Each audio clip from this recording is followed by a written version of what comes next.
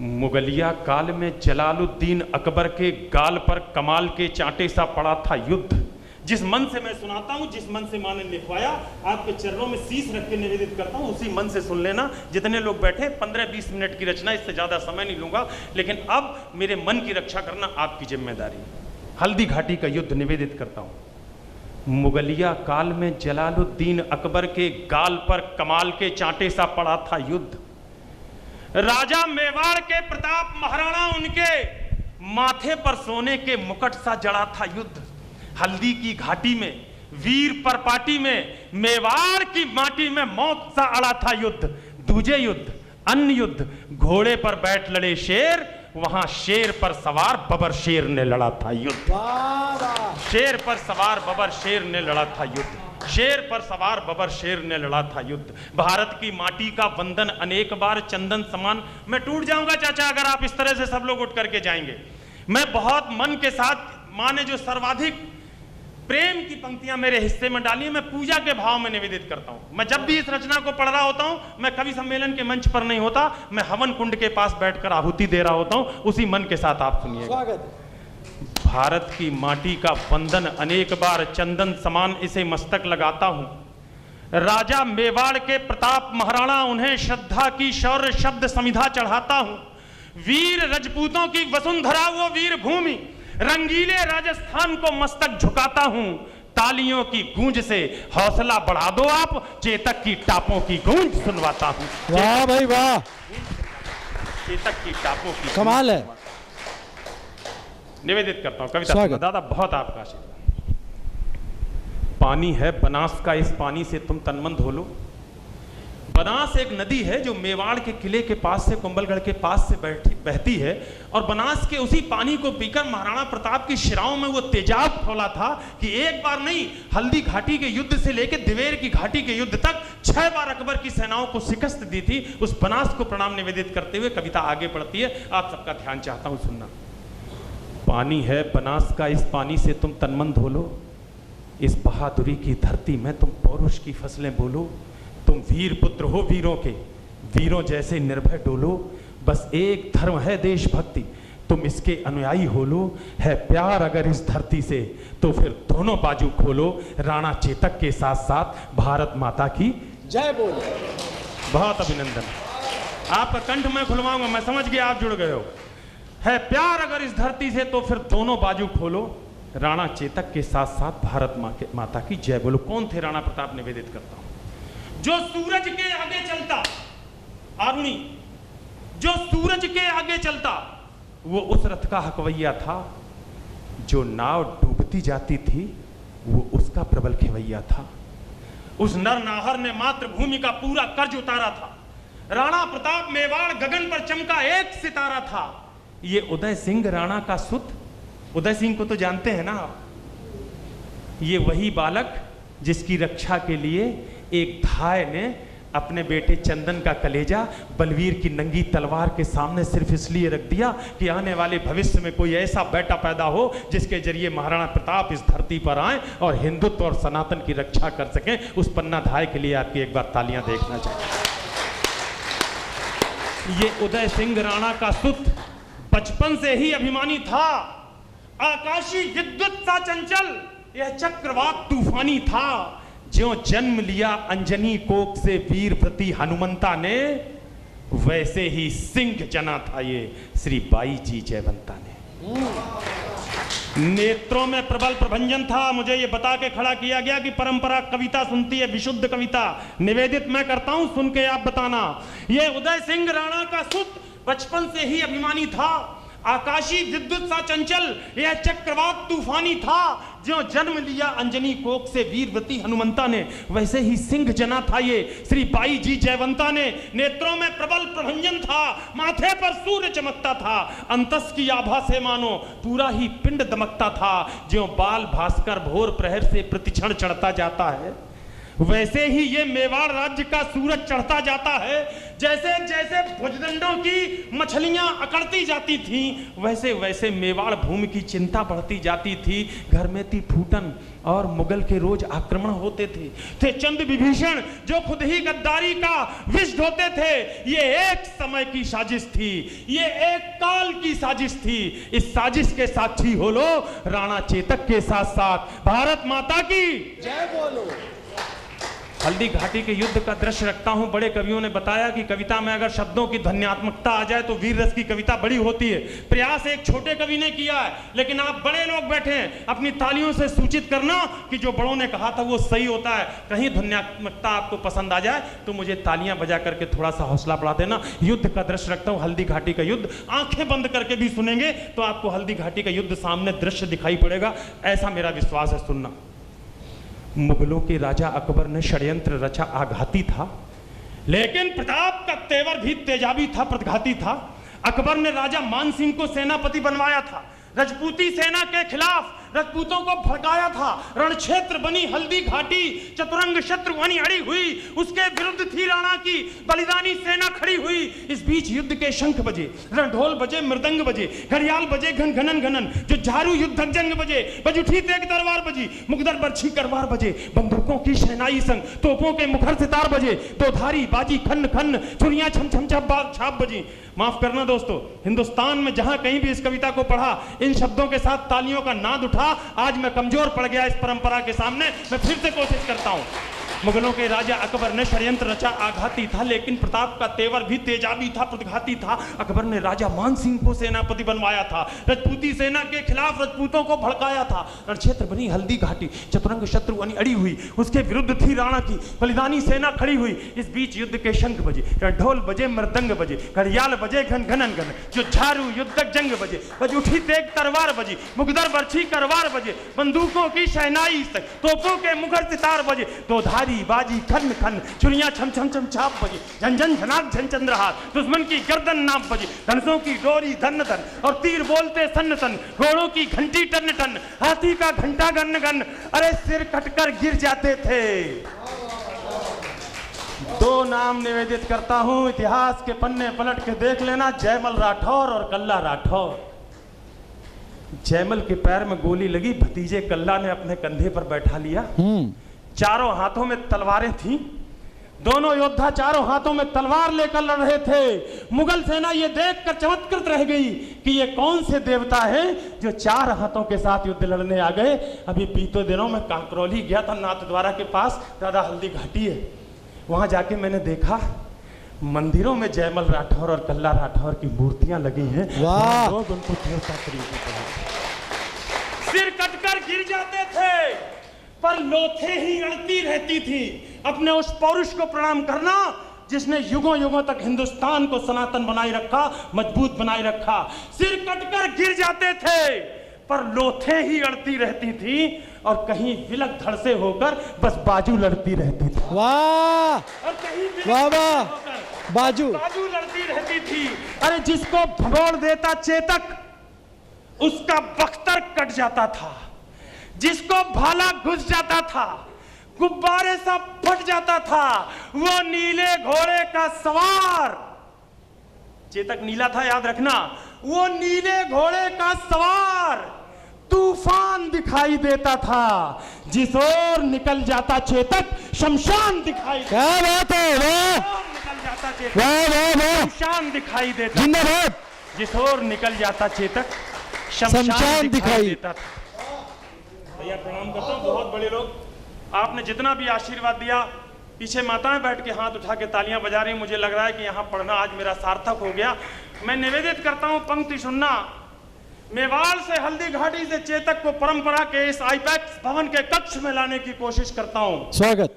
और अगर आपको लग जाए कि चेतक की टापें आपकी आंखों के सामने से गुजर गई, तो ये मत सोचना कि हम आयु में 40 के हैं, 50 के हैं, 60 के। श्याम नारायण पांडे की हल्दी घाटी सुनते सुनते मन में शैशवावस्था में जो उत्साह रहा हो, जिस मन के साथ आपने सुना हो, चेतक बन गया निराला था, राणा की पुतली फिरी नहीं जब तक चेतक मुड़ जाता था, वही वाला भाव अपने अंतस में लाना। उम्र के इस दस्तावेज को उतार कर एक तरफ रख देना और उसी आनंद में हो जाना। वो नीले घोड़े का सवार तूफान दिखाई देता था, जिस ओर निकल जाता चेतक शमशान। शमशान दिखाई देता था। टप टप टपाक टप टप टपाक टप टप टपाक टप टप टपाक, क्या बात है? टप टप टपाक टप टप टपाक पदचाप सुनाई देती थी। चेतक दिखता थोड़ी ना था, बस टाप सुनाई देती। क्या बात है? जिंदाबाद। चेतक दिखता थोड़ी ना था, बस टॉप। स्पीड का आकलन करिए कितना रहा होगा। ध्वनि के आगे निकल गया चेतक। टप टप टपाक पदचाप सुनाई देती थी। चेतक दिखता थोड़ी ना था, बस टाप सुनाई देती थी। उस नीले घोड़े का कौतुक। मुझे अपनी मां पर भरोसा है, 10 मिनट के इस काव्य पाठ में आप मेरे से सरोकार स्थापित कर चुके हैं। अब निवेदित करता हूं कि पूरे मन के साथ भारती का जयकार करना। टप टप टपाक पदचाप सुनाई देती थी। चेतक दिखता थोड़ी ना था, बस टाप सुनाई देती थी। उस नीले घोड़े का कौतुक देखो, अपनी आंखें खोलो। राणा चेतक के साथ साथ भारत माता की जय बोलो। हल्दी घाटी के युद्ध का सबसे आग्नेय बंद आपके समक्ष रखता हूं। स्वागत। मन से सुनेंगे तो कुर्सियों से स्प्रिंग निकलेंगे और आप हवा मुड़ते दिखाई पड़ेंगे। थोड़ा मन के साथ जुड़ के सुनना। भैरव बन गया त्रिशूल और दोधारी चंडा बन बैठी। एक पगड़ी कैमरे के पीछे खड़ी है, गुरुद्वारा मान के प्रणाम करता हूं। हुजूर पंक्तियां सुनना। भैरव बन गया त्रिशूल और दोधारी चंडा बन बैठी। फिर रक्त बीज बन गए मुगल, बरछी चामुंडा बन बैठी। बैरी को तक्षक थे प्रताप, फुंकार बन गया था चेतक। थी सूखी घास मुगल सेना, अंगार बन गया था चेतक। क्या बात है? थी सूखी घास, आपके आंसू मेरी इस थीसिस पर आपके हस्ताक्षर हैं। थी सूखी घास मुगल सेना, अंगार बन गया था चेतक। एक युद्ध की पंक्ति आ गई है। भाषा के राजभाषा समिति की अध्यक्षा बैठी हुई है, क्षमा कर दीजिएगा लेकिन युद्ध में ये भाषा जायज है। अंगार बन गया था चेतक। अरे मुगलों की अभिमानी घुड़की पल में पुकार हो जाती थी। युद्ध नजर में रखना। मुगलों की अभिमानी घुड़की पल में पुकार हो जाती थी। जब तक वो अल्लाह कहते थे तलवार पार हो जाती। वाह वाह वाह वाह वाह। तक वो अल्लाह जिंदाबाद। तलवार पार हो जाती थी। बहुत बहुत अभिनंदन, बहुत आभार। क्या बात है? कमाल है, प्रणाम करता हूं आपको। कमाल है। मुगलों की अभिमानी घुड़की पल में पुकार हो जाती थी। जब तक वो अल्लाह कहते थे तलवार पार हो जाती थी। बैरी के सर पर था चेतक, हाथी के ऊपर था चेतक, आंखों के आगे था चेतक, छाती के भीतर था चेतक। थल में चेतक, जल में चेतक, छल में चेतक, बल में चेतक। लोहू की नदियां बहती थी, नदियां की कलकल में चेतक। पानी पर चेतक दौड़ रहा, चेतक चलता अंगारों में। वाणी पर चेतक डोल रहा, चेतक घुस गया विचारों में। अरे राणा पर होता वार अगर, रामायण साथ देना। इस पंक्ति पर आधी बोलूंगा, आधे तुझे बोलनी है, और परंपरा भी बोलेगी तो अच्छा लगेगा। राणा पर होता वार अगर तो तुरंत झुकाई देता था चेतक। राणा पर होता वार अगर तो तुरंत झुकाई देता था। यदि यहां डूब जाता चेतक वहां दिखाई देता था। क्या बात है? जिंदाबाद कर दिया आपने। जिंदाबाद, अद्भुत सुनते हो आप। जिंदाबाद। गोली भर दी आपने इस गरीब की। क्या कविता लिखूंगा मैं बड़े लोगों के। जिंदाबाद। राणा पर होता वार अगर तो तुरंत झुकाई देता था। यदि यहां डूब जाता चेतक तो वहां दिखाई देता था। एक पंक्ति और मजे की, अगर रोमांच हो तो सूचित करना। राणा पर होता वार अगर तो तुरंत झुकाई देता था। यदि यहां डूब जाता चेतक तो वहां दिखाई देता था। मेवाड़ विजय के रास्ते में अकबर सोच के चला था मेवाड़ जीत लेंगे। अकेला वो तिकोना मेवाड़ था जो उस दौर में हरे झंडे के नीचे नहीं आया, पूरे समय भगवा झंडा फहराता रहा। तब निवेदित करता हूं, मेवाड़ विजय के रास्ते में, मेवाड़ विजय के रास्ते में खुद का तन रोड़ा बना दिया चेतक ने। मेवाड़ विजय के रास्ते में खुद का तन रोड़ा बना दिया।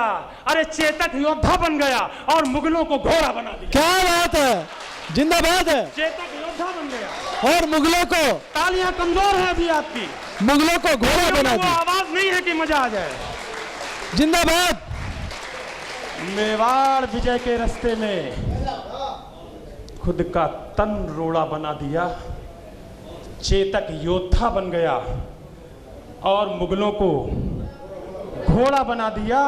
चेतक कहता रणचंडी से, राजभाषा अधिकारी अब आशीष दे, चेतक कहता रणचंडी से आओ अपना खप्पर धो लो। राणा चेतक के साथ साथ भारत माता की जय बोलो। थी। बाग मुक्त नीली आंधी मर्जी से पांव उठाता था। राणा के एक इशारे पर चेतक फौरन मुड़ जाता था। बैरी सेना के सागर में चेतक तैराकी करता था, जाते जाते मुड़ जाता था, बेहद चालाकी करता था। जिसके सीने पर चेतक की तगड़ी टापें पड़ जाती थी, उसकी छाती में भाले सी दोनों टांगें गड़ जाती थी। तभी अचानक मान सिंह हाथी अतवार नजर आया। राणा के संग चेतक की भी आंखों में खून उतर आया। राणा कोई कौतुक करते, इससे पहले वह घूम गया। अगली टांगों का प्रबल बार हाथी का मस्तक चूम गया। आघात अश्व का भारी था, सहकर हाथी लड़खड़ा उठा। इतने में राणा का भाला विद्युत जैसा गड़गड़ा उठा। गद्दार ठहर जा, पूर्ण हुए सब पाप तुम्हारे लगते हैं। खून से लथपथ एक क्षत्रिय वीर की हुंकार आपके हृदय में आंदोलन कर दे तो तालियों से सूचित करना। गद्दार ठहर जा, पूर्ण हुए सब पाप तुम्हारे लगते हैं। तू भूल गया रण कौशल में हम बाप तुम्हारे लगते हैं। वाह वाह, क्या बात है। तू भूल गया, तू भूल गया रण कौशल में, रण कौशल में हम बाप तुम्हारे लगते हैं।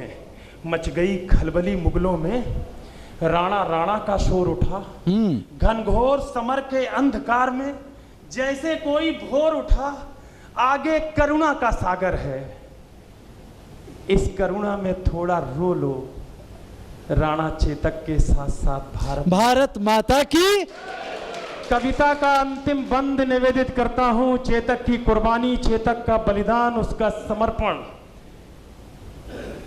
राजेश भैया, आरोप लगता है वीर रस के कवियों पर वे हर बात चिल्लाकर बोलते हैं, हर बात बहुत जोर से बोलते हैं। वीर रस की कविता पढ़ते पढ़ते ओज से होते हुए, बीभत्स से होते हुए भयानक रस तक निकल जाते हैं। अजय अंजाम दावा करते हैं रामायण की मौजूदगी में, सरिता बहन की मौजूदगी में, कि मेरी ये कविता न वीर रस की कविता है, न मेरी ये कविता ओज की कविता है। भयानक बीभत्स तो छोड़ ही दीजिए, रौद्र तो छोड़ ही दीजिए। आज मैं दावे के साथ कहता हूं कि मंचों पर जितनी भी प्रेम की कविताएं पढ़ी जा रही हैं, मेरी ये कविता उसी जमात में शामिल होने वाली सबसे बड़ी लव स्टोरी है। वाह, प्रेम, बिल्कुल सही, जिंदाबाद। इसमें प्रेमी सीरी फरहाद नहीं है मालिको, रोमियो जूलियट भी नहीं है, लैला मजनू भी नायक नायिका नहीं है। इसमें नायक नायिका ऐसे हैं, नायक ही हैं, प्रेमी जोड़ा है, ऐसे हैं जो एक की बात दूसरा सुन नहीं सकता और दूसरे की भाषा पहला बोल नहीं सकता, लेकिन दोनों के बीच लव की बॉन्डिंग इतनी मजबूत है कि अपने प्रेमी की रक्षा के लिए अगर हमारी जान भी चली जाए तो हम उसको देने के लिए तैयार हैं। इससे बड़ी लव स्टोरी अगर संसार में सुनी हो तो मुझे सूचित करो। क्या बात है, वाह वाह वाह वाह वाह। निवेदित करता हूं। स्वागत। राणा के प्रबल प्रहारों का न तोड़ दिखाई देता था, न हल्दी घाटी में चेतक का जोड़ दिखाई देता था। संख्या बल में अकबर का दल राणा के दल से भारी था। 1/7 का रेशियो था। सनातन योद्धा 1 था, मुगल 7 थे। लेकिन कैसे लड़े, याद करना उस माटी को। राणा के प्रबल प्रहारों का न तोड़ दिखाई देता था, न हल्दी घाटी में चेतक का जोड़ दिखाई देता था। संख्या बल में अकबर का दल राणा के दल से भारी था। हजारों घाव लगे थे पर राणा का हमला जारी था। घिर गया श्रगालों में नाहर, राणा को संकट बूझ गया। पर एक लिंग का हठीपूत दोधारी लेकर जूझ गया। इतने में झाला आ पहुंचे। झाला मन्ना देखने में राणा जैसे ही लगते थे सर, सुरेश सर। आसन्न मृत्यु है समक्ष, लेकिन मित्रता का इससे बड़ा उदाहरण अगर इतिहास में कहीं मिले तो मुझे बताना। गौरव करना मित्रता की इस अजीमुशान परिपाटी पर, जहां मौत को सामने देखते हुए एक मित्र दूसरे से कहता है, राणा तुम अपने कवच कुंडल मुझे दे दो, आज तुम्हारी मौत का वर्ण मैं करूंगा, कल के हिंदुस्तान का संरक्षण तुम कर। क्या बात है। इतने में झाला आ पहुंचे। बोले राणा प्रस्थान करो, तुमसे कल को आशाएं हैं, कुछ उसका भी तो ध्यान करो। राणा बोले, रण में झाला मैं इंच इंच कट सकता हूं,